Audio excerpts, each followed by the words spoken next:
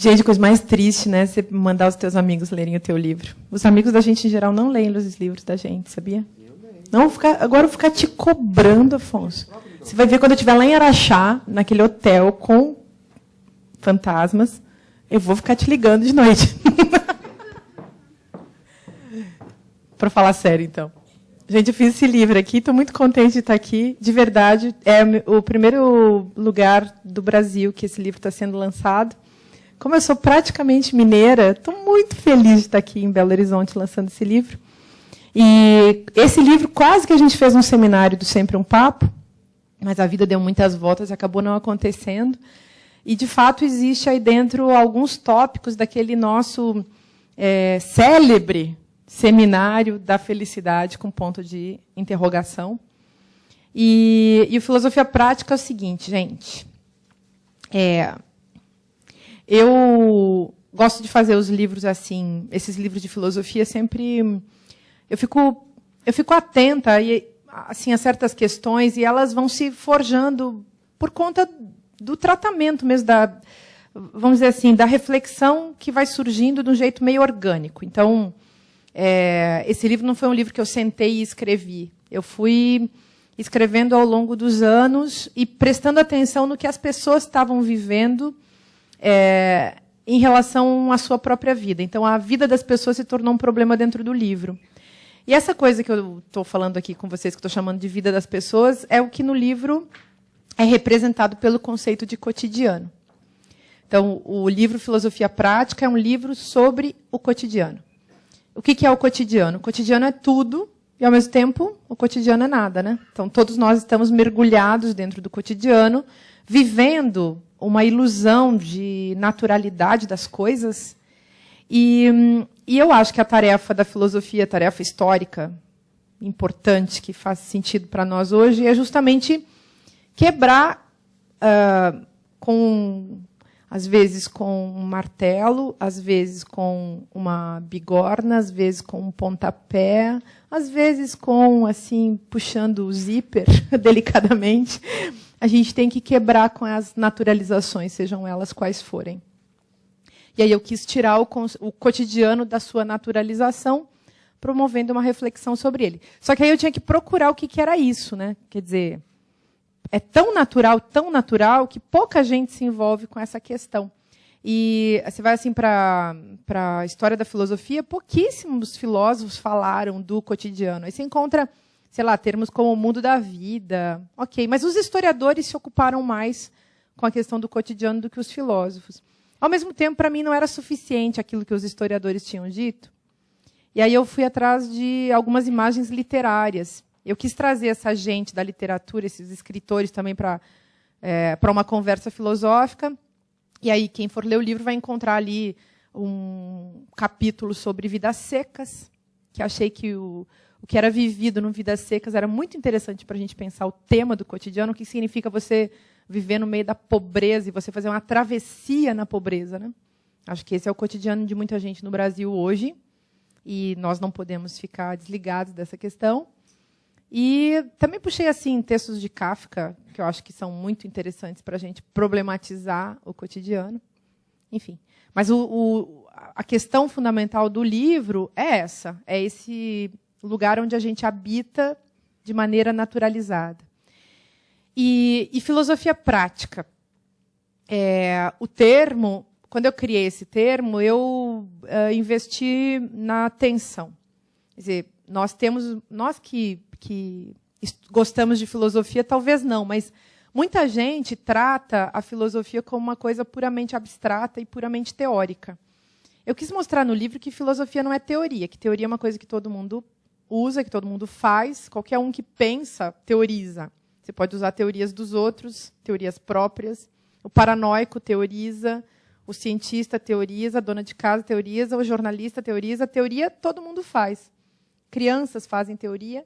Mas filosofia é um olhar um pouco mais cuidadoso sobre as teorias dos outros. Então, é uma metateoria.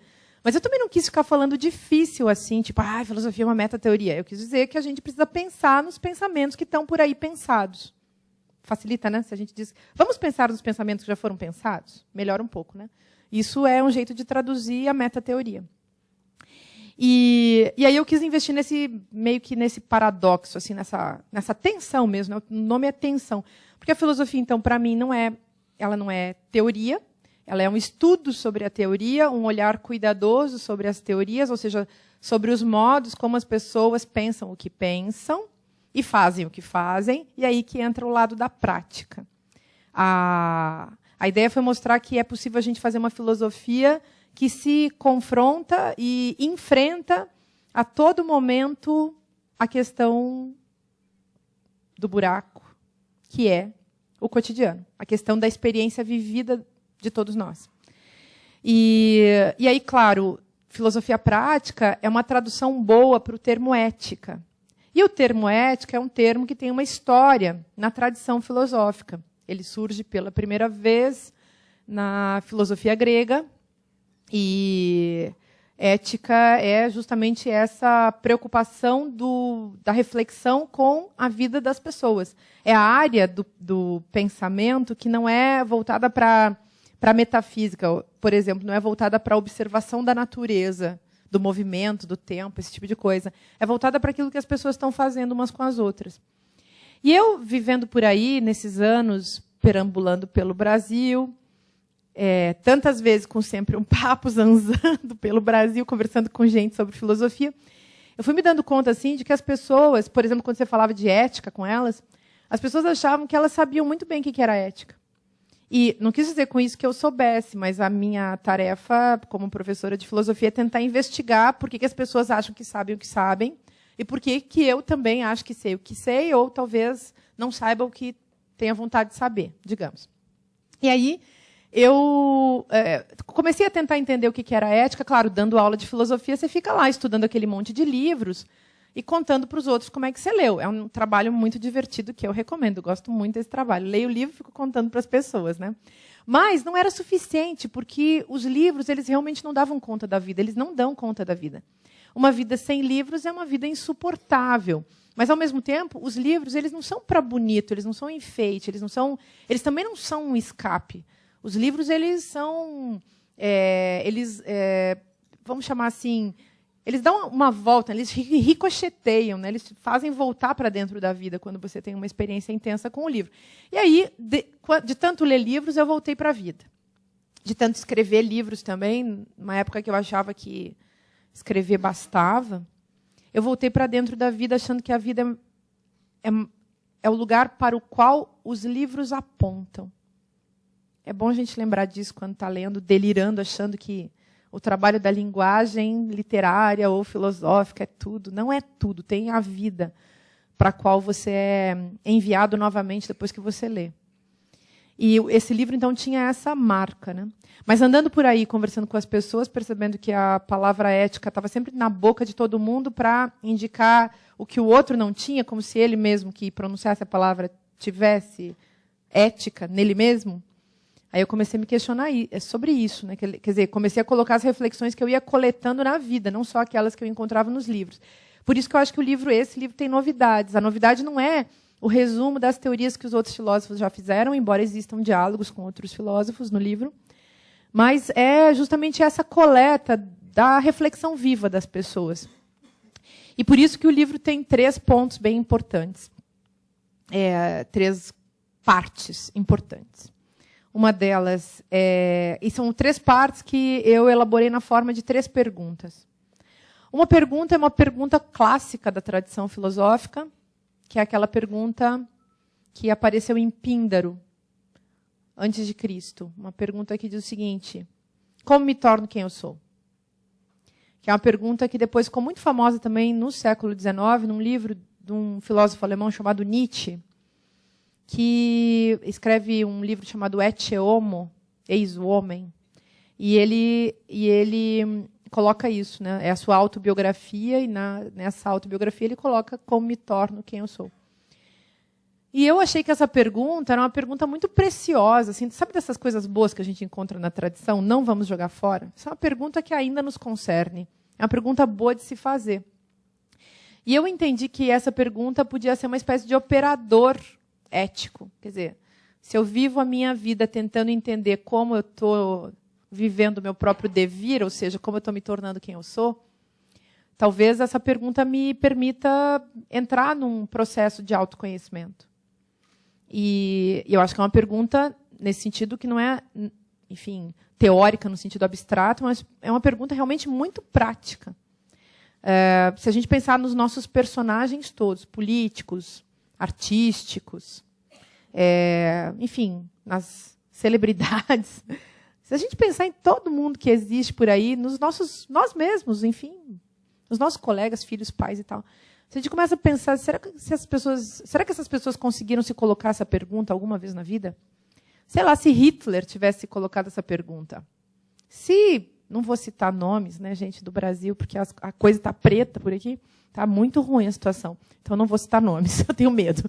Mas, assim, certas pessoas que estão vivendo no nosso país, fazendo certa política, etc., e fazendo certos atos assim assustadores de fascismo, criminosos, atos maus. Se essas pessoas se colocassem essa pergunta, como eu me torno aquilo que eu sou?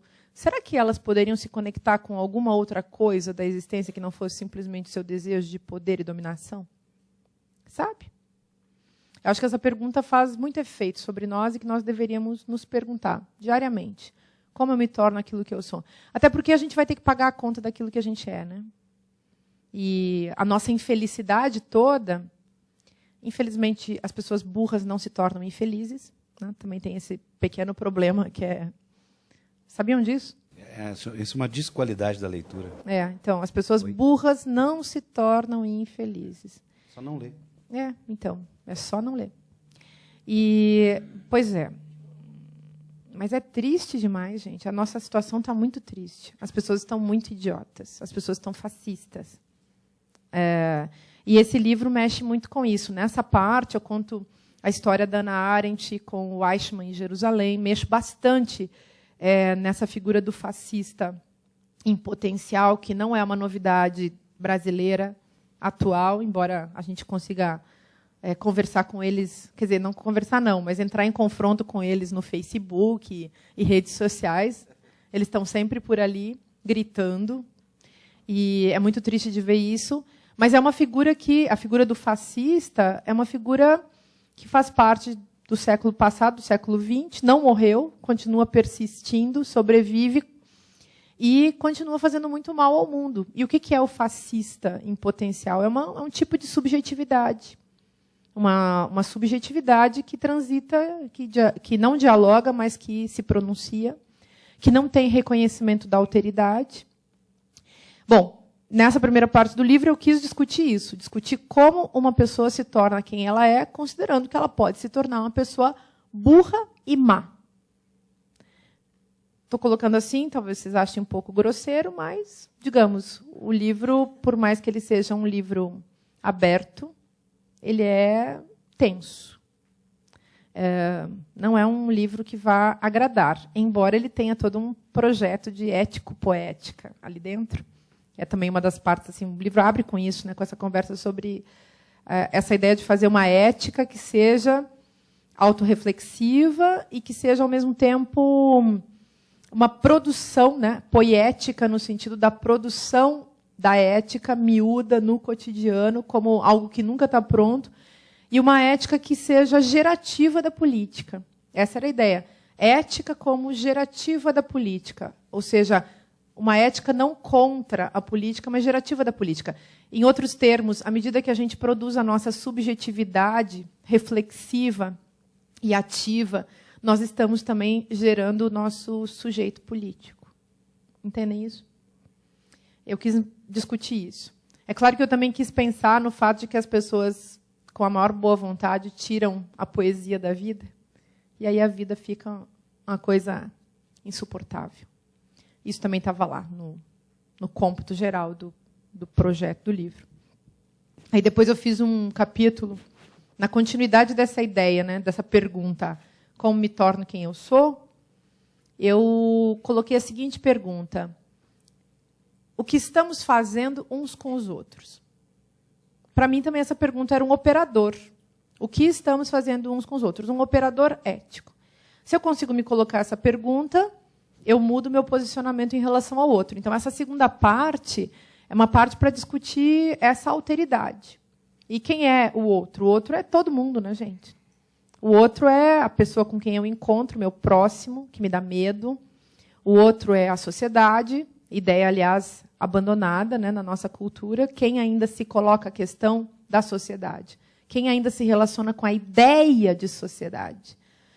O cosmos, né, o existir, o nosso próprio corpo. Isso eu tirei, assim, não inventei sozinha. Essas categorias da alienação eu tirei de Marx, tirei de Freud também. Fui puxando essa gente.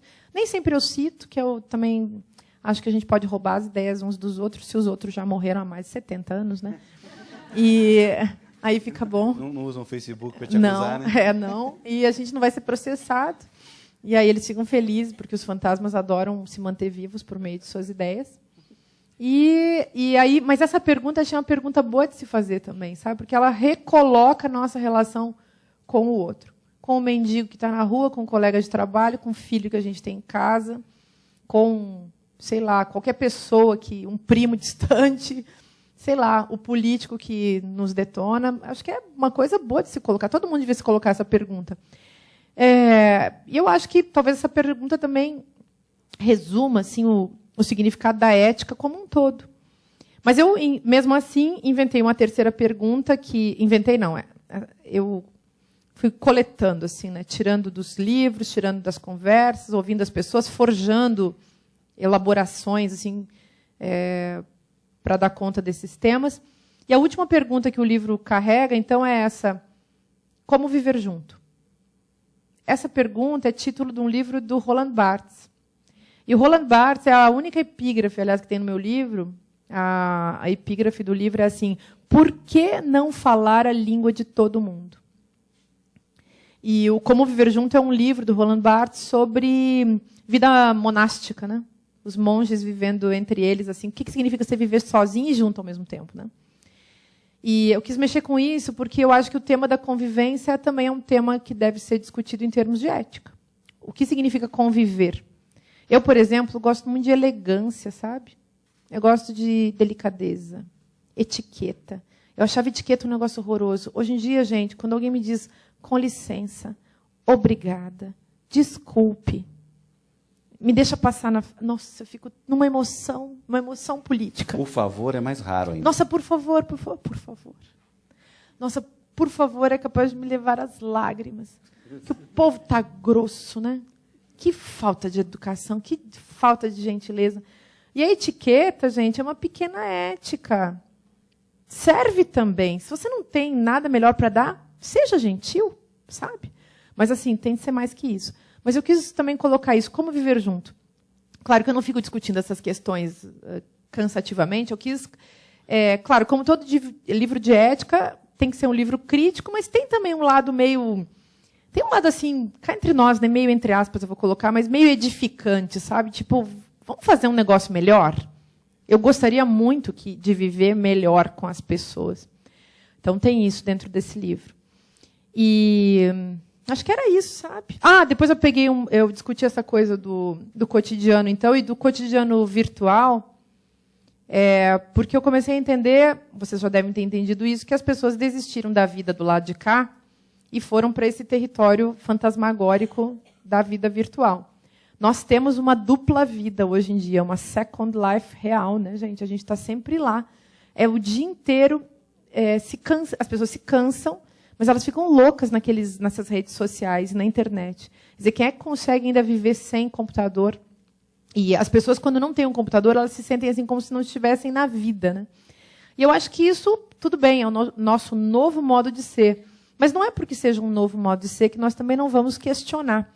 E aí eu achei que era importante pegar essas 3 perguntas que eu coloquei para vocês e levantar também para pensar o cotidiano virtual, porque as pessoas muitas vezes não se autorizam a ser ogros, fascistas na vida real. Elas ficam mais quietas, têm medo de levar um soco na cara, ou uma banana, enfim, um ovo podre.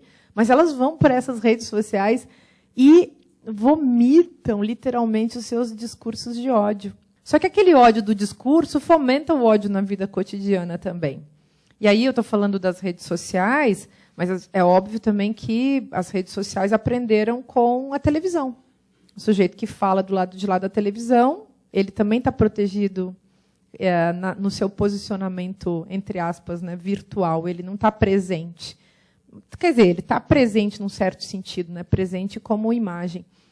Mas eu queria também, com isso, uma coisa que eu fiz no livro, aliás, antes de concluir essa pequena exposição, eu queria também chamar a atenção das pessoas para uma coisa que, não sei, a meu ver, é um problema nosso.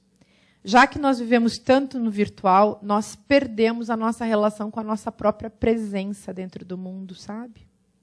Então, onde nós estamos, né? E todas essas 3 perguntas que eu coloquei, eu acho que elas também se referem a isso. Ao sentido do viver, enquanto viver significa produzir presença. Produzir presença significa estar aqui. Estar aqui é uma coisa muito difícil. Para quem está preocupado, sei lá, com as redes sociais, ou, enfim, preocupado com alguma coisa que seja da ordem do passado, ou do futuro, ou da aparência, ou da fama, enfim. A presença não é a aparência, né, gente? Embora nós tenhamos, isso eu discuto no livro também, tirei isso da Hannah Arendt, aliás, o direito de aparecer. Essa é uma questão importante para a nossa época. Mas direito de aparecer como, né? Quando o aparecer é um direito e quando o aparecer se torna uma pura mercadoria ou até mesmo um gesto estúpido, um gesto de autoviolência. São questões que a gente deve se colocar. Acho que a juventude está muito prejudicada sem pensar nesse tipo de coisa. Nós que já estamos velhos, assim, podemos ficar mais tranquilos. Mas a nossa irresponsabilidade com as gerações que estão chegando está me assustando também. Vocês não estão? Eu estou achando difícil. Entendeu o que é o livro, Afonso? Entendi. Mas como eu já li os outros, já ouvi assim, mais de 1000 vezes, vem com essa conversa de querer ver tudo, não li, não. 2 coisas. Vocês viram? Ódio ou moral? Segunda coisa, a presença nas redes sociais ela está totalmente relacionada com afirmação. O que eu vejo de gente que posta uma coisa e fica louco, desesperado para ver o número de... Como é que chama, gente? Likes, toques, tweets, tem todo tipo de nome, né? As redes sociais hoje. É a mania de audiência, né, gente? Isso aí, quem inventou foi a televisão. O cinema é a televisão. Isso é uma construção relacionada ao valor de exposição do cinema e da televisão. Um valor que sempre existiu, numa certa medida, mas que esses meios de comunicação de massa assim, vieram fomentar demais a indústria cultural, é claro que sim. E, então, eu até no Olho de Vidro já tinha escrito sobre isso, sobre esse desejo de audiência. Todo mundo querendo ter os seus seguidores. O que são os seguidores? A audiência. Os likes do Facebook, é tudo audiência. Os amigos, né, gente? Ai, o Facebook é uma das coisas mais perversas. A gente usa para a democracia, usa para o bem. Tem gente que usa para o mal, tem gente que usa para a loucura, não interessa. Mas é um fato. É uma coisa muito perversa, no sentido de ser uma inversão muito grave de muitas coisas. Por exemplo, do valor ético da amizade. A amizade era o paradigma da relação ética. Na Antiguidade Clássica, em Aristóteles, por exemplo.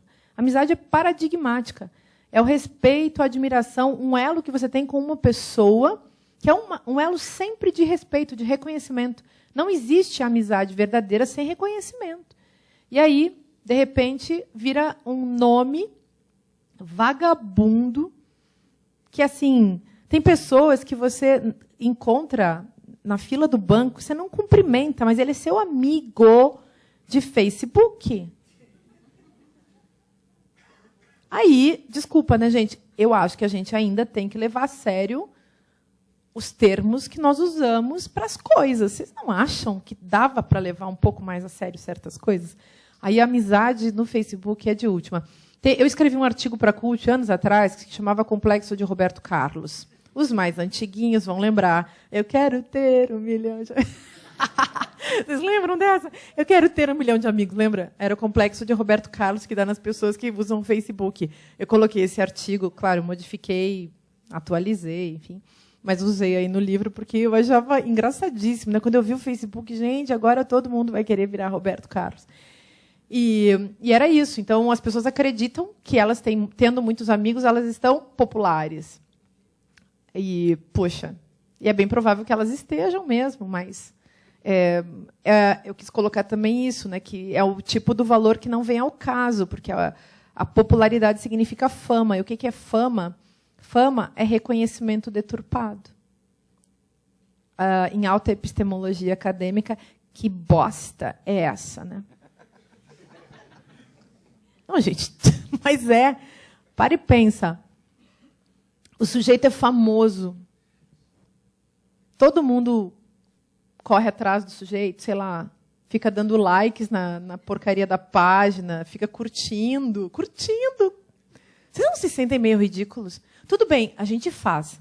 Mas quem não se sente ridículo, vá para a análise. Porque é saudável sentir-se ridículo e tentar modificar isso. Senão também não dá, né? Você não acha, Afonso? Você não fica assim, meio sofrendo? Eu tenho Facebook, essas coisas todas, mas eu me sinto, assim, às vezes, patética. Mas o que está mais me incomodando nessa questão é como, voltando brincando com a moral de novo, como a moral está servindo de justificativa para assolar tudo que é diferente.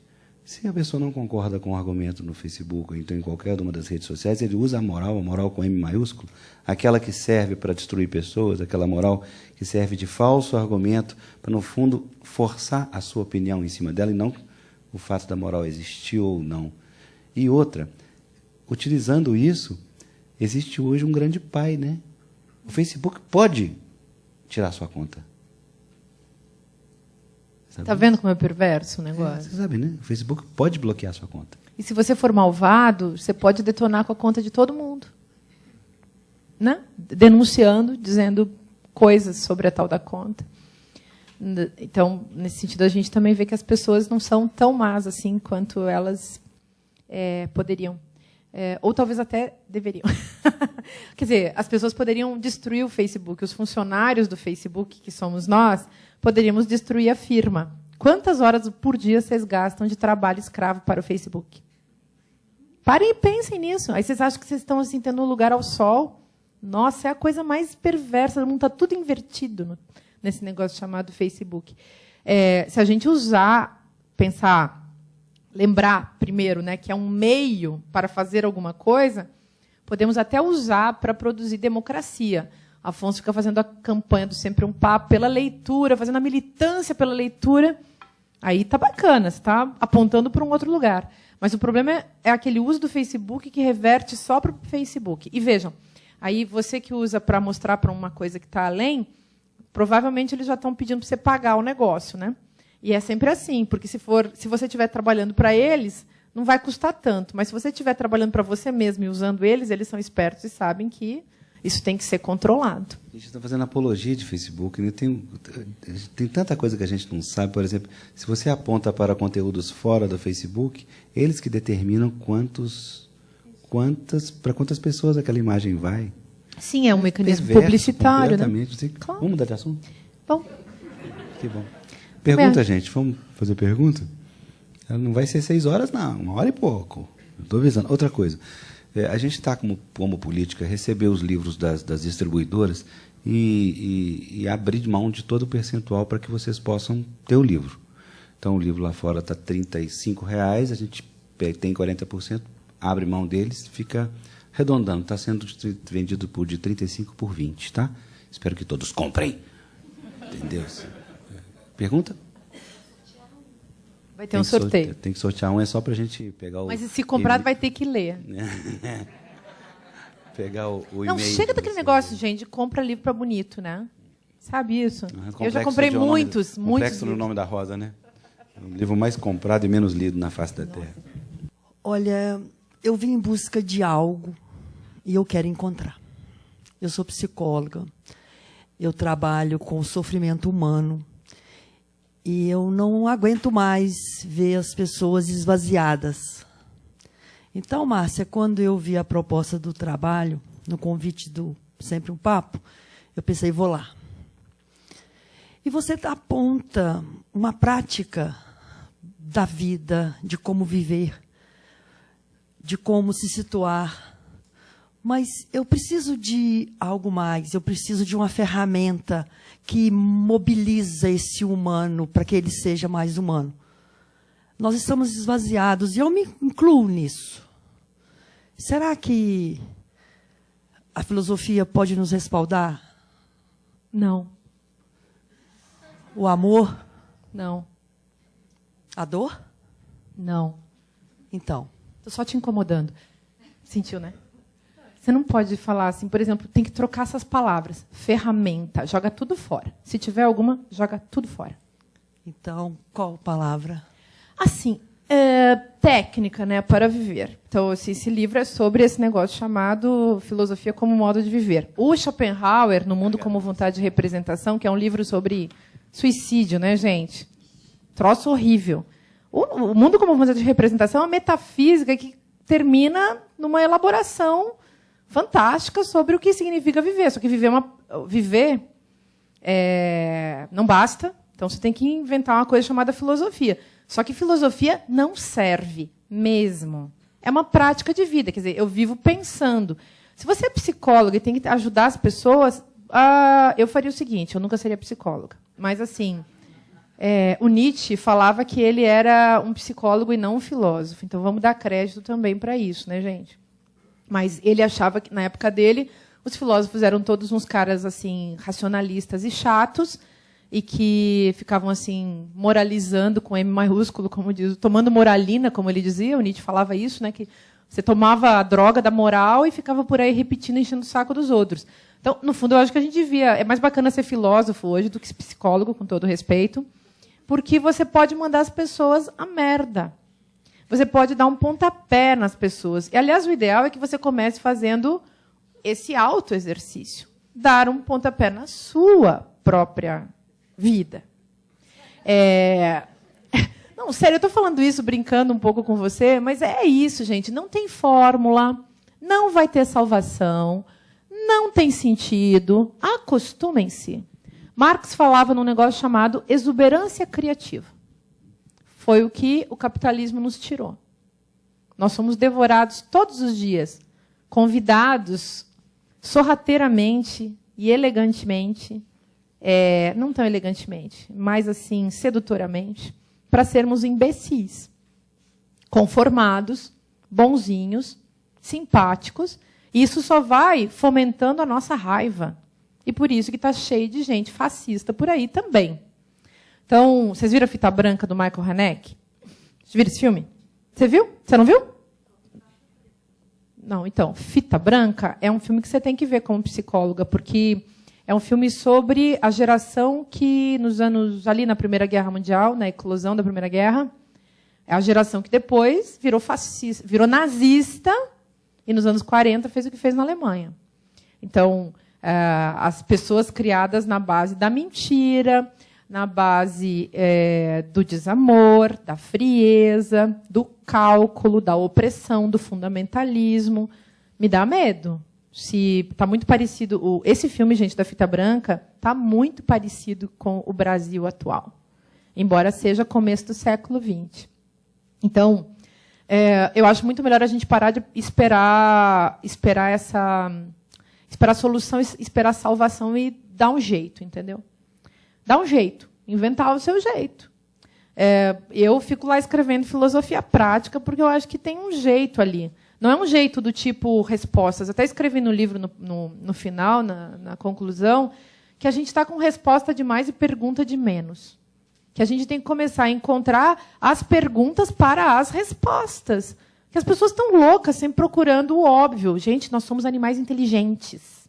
Não tanto quanto a gente acha, mas assim, um pouquinho mais a gente pode ser. E as pessoas ficam sempre procurando resposta para as perguntas. Ora, as pessoas não sabem nem quais são as perguntas, está cheio de resposta por aí. Os meios de comunicação, a religião, o sistema do trabalho, o sistema econômico, social e político oferecem muitas respostas e as pessoas não têm perguntas. E aí parece que está alguma coisa deslocada, né? Então, acho que se você ensinar o povo do seu... ajudar o povo do seu consultório lá a se perguntar um pouco mais, Olha que vai que seja uma revolução. E não tenha pena. Não tenha pena das pessoas. Quando a gente está com pena dos outros, a gente está com pena da gente mesmo. Isso foi uma dica de amiga, tá? Ô, Márcia, falando nisso, inclusive foi a base do seminário Felicidade com interrogação, né, que você colocou. Em que medida que a filosofia está nesse fio da navalha entre ser filosofia mesmo e ser autoajuda? Eu acho que é absolutamente inconfundível. Você pega um livro de, sei lá, pega o Discurso do Método do Descartes, gente. Você pode ler num nível superficial. Claro, você pode ler por cima e achar que não tinha nada demais. Claro que as voltas que o texto dá vai te fazendo assim pensar alguma coisa mais séria, né? Mas esses livros de autoajuda, que eu não conheço muito também para poder ficar falando, mas eles são muito rasos, né? É sempre do nível assim do clichê. Acho que essa é a diferença. A diferença, aliás, para a autoajuda e da filosofia talvez seja essa. Assim, a mesma diferença que a gente vê entre autoajuda e literatura. Na filosofia você encontra vozes próprias, questões elaboradas. Na literatura você encontra isso, né? E na autoajuda você não encontra nada. Eu não acho que está no fio da navalha mesmo, Afonso, mesmo. A pessoa lê sei lá, Schopenhauer, não tem como confundir com... Não tem nenhuma chance. Tem, sim, uma coisa, que aí talvez seja por aí que a tua pergunta tenha sido elaborada. Você lê o Nietzsche, e é uma filosofia retórica que conversa com você. Aí sim. Como aquilo está conversando com você, talvez de um jeito que René Descartes, no Discurso do Método ou nas Meditações, não consiga, aí Nietzsche é um pensador dentro da vida, né? Mas tem até... Eu, antigamente, quando essa pergunta era muito feita para mim, eu respondia assim, olha, a diferença é que a filosofia é autoatrapalhação. Então, não é ajuda, é um incômodo. Você fica se incomodando. E bacana de ser filósofo é que você é uma pessoa que está autorizada a ser chata, incômoda, desagradável, né? Falar umas coisas assim bem que deixam o outro meio, né, chocado, assim meio com ódio, meio com amor, mistura tudo. A Márcia melhorou tanto, gente. Se soubesse. Eu fico tão feliz quando ela fala assim. Já passei tanto aperto com essa mulher. Eu queria falar um pouco, porque começando o doutorado e essas coisas todas, e essas pessoas que querem fazer da gente, que somos professores e pesquisadores, pedacinhos de papel na parede, aí fica um pouco chato. E no Metamorfose do Conceito você fala sobre filosofia e estupidez. E eu só tive acesso ao livro agora, então aí eu vi só o sumário e tem a questão da burrice enquanto categoria moral. Eu queria que, aproveitando a questão da inadequação e dessas duas categorias assim postas aparentemente de forma binária, que é claro que, né, dentro das entranhas a coisa não fica assim só nos opostos, mas eu queria que você falasse um pouco para a gente assim, como lidar com filosofia que é justamente o oposto da burrice, da estupidez, ainda que ela pode, dentro do Capital, por exemplo, ser usada ao contrário, para lembrar também a Estamira. Como que a gente faz quando a gente tem que lidar com um irmão, por exemplo, ou com um professor que está usando da estupidez enquanto você está usando da filosofia? Olha só, a inadequação. Na dedicatória do livro, eu dediquei para os meus irmãos, Marcelo, Magda, Beth, Cris, porque eu levo muito a sério a função fraterna. E eu acho que a gente, quando tem muito irmão assim, você aprendeu a ser diferente, né? E você aprendeu umas coisas com aquelas pessoas. Eu coloquei no livro, são as pessoas com quem eu primeiro aprendi o sentido da convivência. E é verdade que a gente tem vontade de matar os irmãos também, né? Então, mas depois eu coloquei uma outra dedicatória abaixo, que essa é uma dedicatória universal para todas as pessoas que, de uma maneira ou de outra, experimentaram, conhecem, enfim, o sentimento de inadequação. O sentimento de inadequação eu tirei de um livro do Cristóvão Tesa. Não é meu isso, infelizmente. É uma ideia boa demais. Quando eu li aquele livro dele, a autobiografia, aquela literária dele, sabe, que agora eu não lembro o nome, peguei essa coisa lá dentro e disse, nossa, mas isso é perfeito. E é isso que as pessoas estão sentindo, que elas sempre sentiram, que todos nós conhecemos. Esse é o sentimento universal. Quem nunca se sentiu inadequado? Você está. E todo mundo está inadequado. A gente se acha assim, tô mal vestido, tô com o sexo errado, a cor errada, o sentimento errado, a inteligência errada, a família errada, a época errada. Nós estamos nos sentindo inadequados. E muitas pessoas se destroem por conta disso. Mas isso é tão simples, gente. É o nosso modo de ser. Nós somos indivíduos.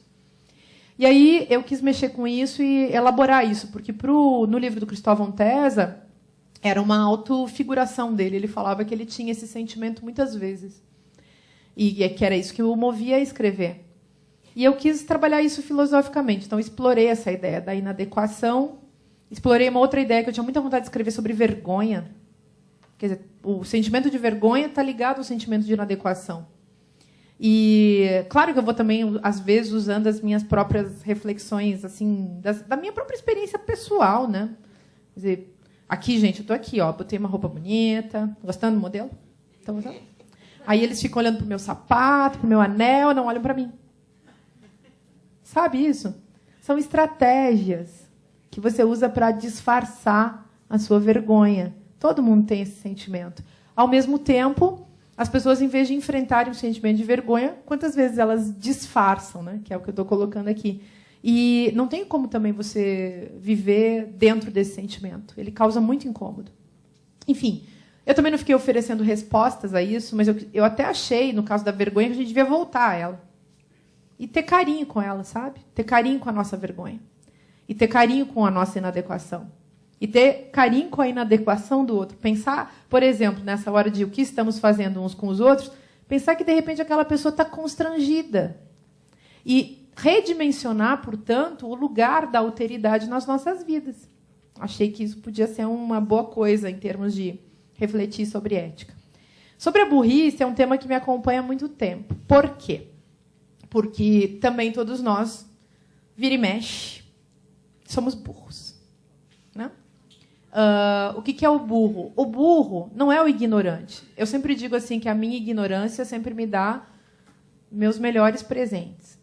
Porque se eu não conheço um autor e vou lê-lo, é que nem tomar sorvete pela primeira vez. O Freud, no Além do Princípio de Prazer, falava que o prazer é sempre o primeiro, né, gente? Então, depois que você vai a segunda vez, já não tem mais tanta graça. Então, imagina você não conhecer um autor, um livro e tal. Podia ser uma comida, podia ser uma pessoa, mas pensa aí na ordem do conhecimento. Você não saber alguma coisa e, de repente, ficar sabendo. Então, a ignorância nos favorece, desde que nós sejamos, claro, seres curiosos, ou seja, que têm vontade de ultrapassá-la. Mas a burrice não, porque a burrice é fascista. A burrice é prepotente. O sujeito vem com a resposta pronta. E, como o moralista que você citou, joga para cima de você e está pronto.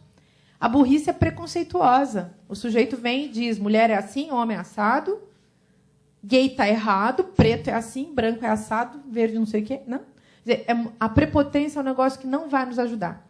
E aí eu quis colocar como categoria moral, também não foi eu que inventei isso, foi o Adorno. E o Adorno fala isso, né? A burrice, a inteligência é uma categoria moral. Assim, da mesma maneira, a burrice é uma categoria moral. A gente pode discutir o lugar que a inteligência está tendo em termos éticos. Ele falava, por exemplo, da inteligência dos fascistas.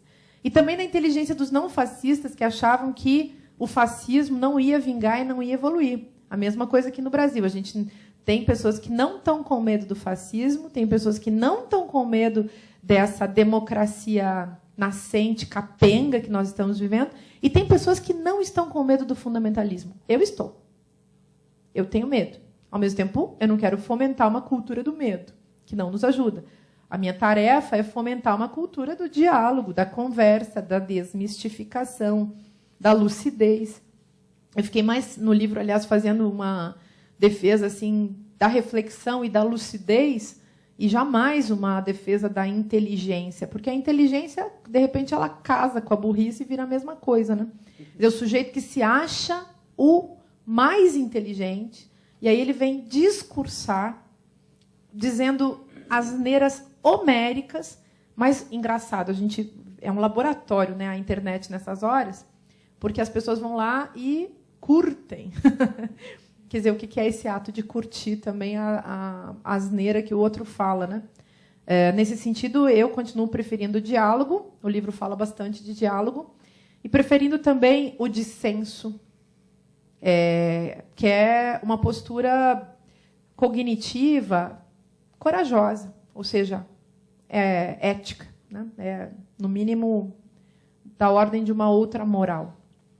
A gente tem que ter coragem de falar o que a gente pensa depois de ter pensado. Márcia, eu queria que você me falasse um pouco sobre o seu livro Filosofia Brincante, né, se a ideia inicial foi realmente que o livro fosse um livro mais lúdico ou realmente um livro para a criança pensar. E também queria que você me falasse da sua opinião sobre filosofia nas séries iniciais, né, para criança de 5ª, 8ª série, né, que a gente tem algumas escolas aqui em Belo Horizonte que já implantam esse modelo de filosofia. Você acha que é uma saída, né, para as crianças se tornarem mais argumentativas e mais questionadoras também? Você trabalha em distribuidora? Eu trabalho numa livraria, chama-se Livraria do Psicólogo, aqui em Belo Horizonte. As crianças, acho que elas são filósofas naturais. Então, todo mundo já conversou com criança e as crianças são cheias de ideias boas, né? Por que nós vamos emburrecendo? Essa é uma boa pergunta para a gente se colocar naquele nível da pergunta sobre como me torno quem sou. Por que nós vamos ficando patetas? Sabe que uma coisa que me deixou feliz com esse livro foi que muita gente adulta leu. E as pessoas adultas que liam, claro, elas tinham uma generosidade de ler um livro que é escrito por uma faixa etária de, 3 a 11 anos. Mas eram pessoas que também descobriam alguma coisa que falta nos livros para adultos. E que é essa liberdade de pensar livremente mesmo, a liberdade de brincar de pensar, né? Eu acho que eu só virei professora de filosofia, virei filósofa, como eu gosto de dizer, para também provocar, porque eu tenho uma relação com a filosofia que é totalmente brincante. Eu invento a minha. Sabe, criança, quando está brincando, pega o microfone e, de repente, o microfone vira uma árvore. Para mim, é assim. Para mim, então, não é difícil. Mas as pessoas... Estou falando isso para um público adulto. Mas as pessoas acham que elas têm que decorar os conceitos prontos e aí responder direitinho para participar da burocracia do processo acadêmico, ou sei lá. Eu acho que não tem nada a ver. Por isso que eu faço os meus livros do meu jeito. Eu vou fazendo o que eu penso. Aliás, se eu não fizesse como eu penso, não seria filósofo. E as crianças fazem pensamento do jeito que elas bem entendem. Nesse sentido, brincam. Não jogam jogos pré-estabelecidos, mas brincam. Ou seja, reinventam aquilo que está disponível. E, claro, você falou em termos de saída. Saída, sim, existem milhões de saídas. Uma saída boa é essa. Quando você está no labirinto, essa é uma saída do labirinto. Digamos que nossa sociedade é um labirinto, essa é uma boa saída para o labirinto. Colocar as crianças para pensar. Só que bacana também é a gente aprender a pensar com as crianças. Eu tenho uma amiga que é professora de italiano, ela até me deu aula um tempo, e ela aprendeu a falar italiano com uma criança quando ela foi para a Itália. Então, ela aprendeu de um jeito muito rápido. É verdade, gente. As crianças já sabem, porque elas são livres. O raciocínio não está pronto. Elas pegam o método e saem inventando a sua maneira. Eu tentei trazer essa experiência para dentro do Filosofia Brincante, ao mesmo tempo tentando fazer uma certa junção assim de categorias fundamentais para a gente poder entrar nos processos de pensamento. Sei lá, subjetividade, alteridade, a construção do eu, essas coisas todas, a percepção do outro, o espaço, o tempo. Está cheio disso lá no Filosofia Brincante, mas não dessa maneira. A própria ideia de construir um raciocínio para chegar a algum lugar, que é a ideia do método, está exposta numa página que é uma escada que sobe para encontrar uma maçã, que o menino tem que desenhar, né, o peri tem que desenhar para encontrar uma maçã que está lá em cima. Então, e é isso, o método é isso. Como que eu invento o meu jeito de encontrar o conhecimento ou a solução para algum problema. E, digamos, dessa nossa capacidade criativa é que nós estamos separados, como eu coloquei antes, pelo sistema econômico, social e político, cujo nome feio é capitalismo, infelizmente. Então, essa saída, assim, eu acho que é interessante, sem dúvida. Óbvio que qualquer disciplina reflexiva e pensante colocada no nível das escolas de ensino fundamental, médio, faculdade. Óbvio que elas são bem-vindas. Houve uma polêmica um tempo atrás, quando a filosofia entrou no ensino médio, acerca do preparo dos professores para dar aulas de filosofia. Bobagem, gente. Tinha gente que dizia assim, não é bom que haja aula de filosofia, porque não tem professor preparado. Gente, mas quem é a anta que fala uma porcaria dessas? Já é um desrespeito com os professores de filosofia. É claro que é um desafio para todos os professores de filosofia. É óbvio que nós vivemos 40 anos sem filosofia no ensino médio ou no ensino de modo geral, e aí não estamos prontos, temos que desenvolver alguma coisa. Mas dizer que, daí fazer a falácia de que não deve existir filosofia no ensino médio porque não tem professor, é de uma estupidez e de uma maldade desse tipo que se mascara, né? Que parece uma coisa muito inteligente que foi dita por alguém. Contra isso, a gente pode assim, jogar umas pedras filosóficas, umas pedras filosofais nas pessoas, né? Apedrejá-los filosoficamente é bom. Manda bala. Você falou sobre o fascismo potencial, fascismo combustível.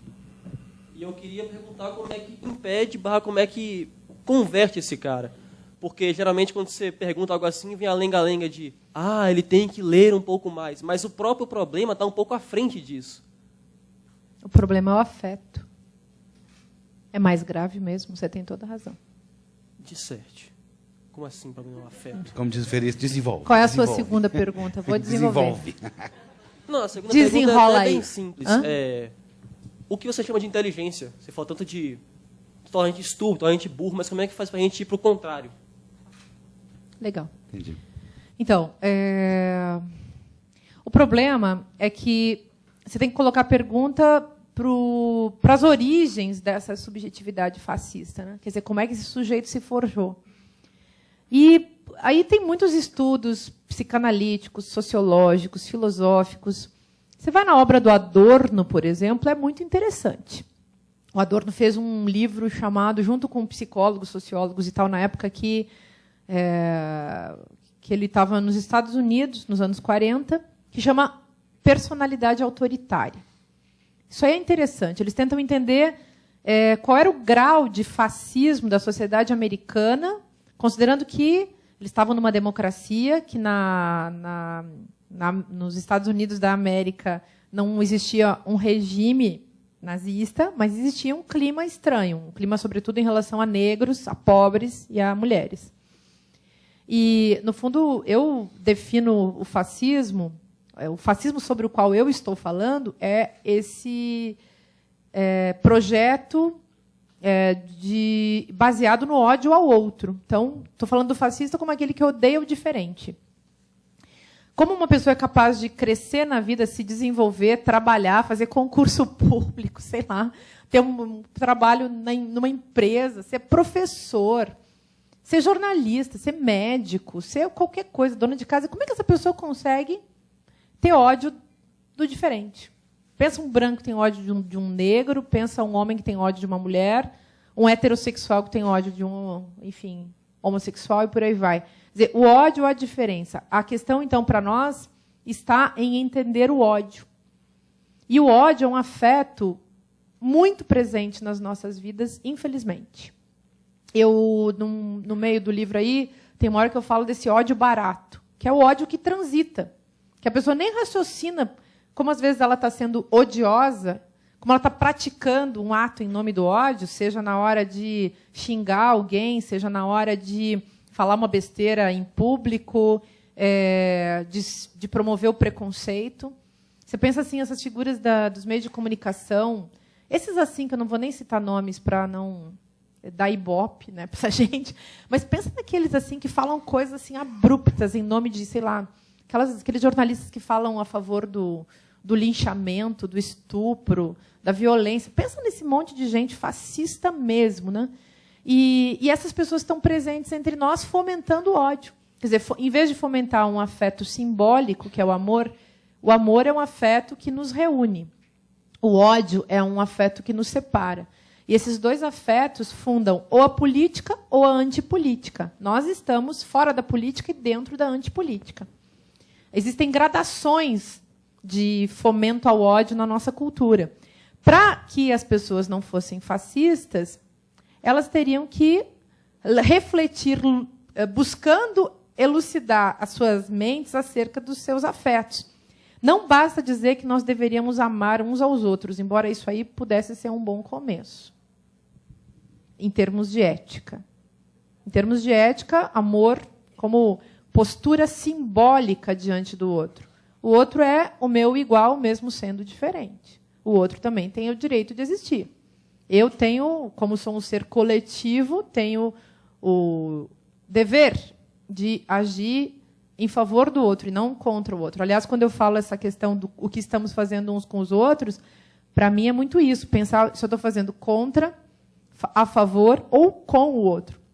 Nesse sentido também, acho que nós deveríamos, e aqueles que são mais responsáveis e têm lucidez e perceberam que a coisa está acontecendo, têm a obrigação de fomentar o espírito comunitário, que não é o espírito da comunidade contra a outra comunidade, mas o espírito do comum, ou seja, da convivência, do fato de que nós todos somos pessoas desamparadas dentro do mesmo barco. Mas veja como é complicado, porque não tem como consertar um fascista. O próprio Adorno falava. Você não vai chegar para Hitler e fazer ele ser uma pessoa diferente. E aí é que está o problema. Quer dizer, como convencer o cara que apresenta o Jornal Nacional a ser um cara legal? Entendeu? Bom, para meio entendedor, né? Para meio entendedor, a palavra inteira basta, né? Pensou que a resposta ia ser fácil? Você conversando com a moça psicóloga ali, você falava a respeito do sentido da vida. A minha pergunta é sobre filosofia e sentido da vida, racionalidade e o sentido da vida. E eu fiquei pensando que qualquer afirmação categórica sobre o sentido da vida acaba me dando a impressão de que tem uma pretensão de esgotar o assunto, porque está sendo uma afirmação categórica. Para poder esgotar o assunto, quando eu digo que existe sentido na vida ou que não existe sentido na vida, eu estou pressupondo que existe uma correspondência entre o aparelho, o recurso que eu estou usando para fazer essa afirmação, que é a linguagem, a racionalidade, eu estou pressupondo que existe uma correspondência entre essa racionalidade e a vida, porque senão eu não poderia esgotar definitivamente isso, né? Então, a minha pergunta é se uma reflexão levada a bom termo sobre essa questão do sentido da vida, na verdade, não acabaria por se revelar apenas uma construção racional que apontaria, na verdade, para a inviabilidade dessa abordagem racional da vida e que, na experiência pessoal de todos nós, percebemos que transcende naturalmente a nossa capacidade de sensorialidade, de emocionalidade, de intelectualidade. E, assim sendo, como construir uma ética que considere a necessidade de abordar com excelência racional a vida e, ao mesmo tempo, mantendo a consciência dos limites das possibilidades da racionalidade. Como construir uma ética que considere a minha precariedade enquanto humano e em convivência com o outro? Acho que você está sendo muito sentimental. Também.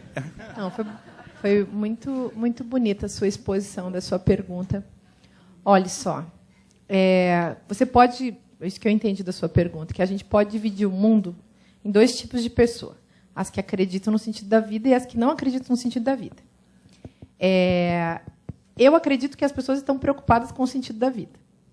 Eu, pessoalmente, não estou preocupada com o sentido da vida como algo previamente estabelecido. Então, aí você fala da racionalidade como potencial criadora de sentido. É isso que você quis dizer? A racionalidade como um caminho que produz a questão do sentido da vida e, inclusive, a possibilidade da resposta para a questão do sentido da vida. Eu acho que a racionalidade, ok, está dada, está aqui funcionando entre nós, na nossa linguagem. Ao mesmo tempo, ela, falada assim, expressa, né, como racionalidade, a gente perde de vista que ela é toda afetiva, né? Então, eu gosto de pensar que nem o Nietzsche que falava que a razão é o mais potente dos afetos. Então, na hora em que eu estou falando com a razão, que é a minha melhor capacidade, a minha maior capacidade de produzir alguma coisa que possa fazer sentido no nosso elo. Então, eu estou falando para você me entender, e esse é o meu gesto, é o impulso ético que já me move a você. Eu levo a sério a sua pergunta, em vez de brincar com a sua pergunta, maltratar a sua pergunta, ou tratar você como um bobo, ou me tratar como uma imbecil, sei lá. Há um impulso ético que me faz responder para você da mesma maneira que fez você perguntar para mim, né? Então, a racionalidade, nesse ponto, não é pura de jeito nenhum. Ela já é marcada por essa impulsividade que é ética, que é o afeto bom. É a vontade simbólica da gente conversar. E se a gente conversar muito, pode ser que a gente queira ser amigo, pode ser que a gente queira casar, pode ser que a gente queira, sei lá, escrever um livro. Pode ser que a gente encontre tanto que fique uma coisa tão feliz, tão alegre, que nem dizia o Spinoza, que não acabe nunca mais. Ou que não se destrua, né? Que não seja uma coisa que venha a diabolizar lá pelas tantas, né? Aliás, quando eu falei do termo amor, é uma palavra ruim pra caramba de se usar, mas como contraposição ao ódio, ela não é tão ruim. E se a gente pensa o amor como um afeto simbólico e o ódio como um afeto diabólico, ou seja, o afeto que produz elo contra o afeto que destrói os elos, aí eu acho que a coisa faz sentido. O Nietzsche fala uma coisa sobre o sentido, que é também o que eu pego para mim, que é assim, não existe sentido nenhum, mas o sentido da vida é que não existe sentido. Mas eu adapto isso para mim pensando o seguinte, eu quero viver de tal maneira que, convivendo com as pessoas, a gente possa inventar uma maneira alegre e curativa de se relacionar com as pessoas. Aí vocês podem chamar isso de sentido, se vocês quiserem. É um nome. Mas o sentido é produzido para frente, não para trás. Ele é, no Nietzsche, por exemplo, amor ao destino, que virá. E não a sustentação do que já foi, do ressentimento, né? Então, acho que aí está valendo. Está valendo você inventar o próximo passo. Mas você vai ter que inventar. E essa invenção depende... Você pega o Nietzsche, por exemplo, de novo, depende da força plástica da existência, depende da sua alegria com a vida. E a alegria é um afeto de superação do ódio. Só que como que você chega nisso, né, gente? Eu não sei. Eu acho que você tem que abraçar as pessoas. Sabe, em resumo? Sabe? Só que é difícil, né? A gente tem que jogar fora um monte de coisa para chegar... Jogar fora um monte de coisa. Tem que ir. É mega complicado. Tem que tirar a máscara, tem que se despreocupar de si, tem que, ao mesmo tempo, agir de tal maneira... Enfim, todas aquelas coisas kantianas, né? Pensando que aquilo que a gente faz podia ser universal. 100 anos de...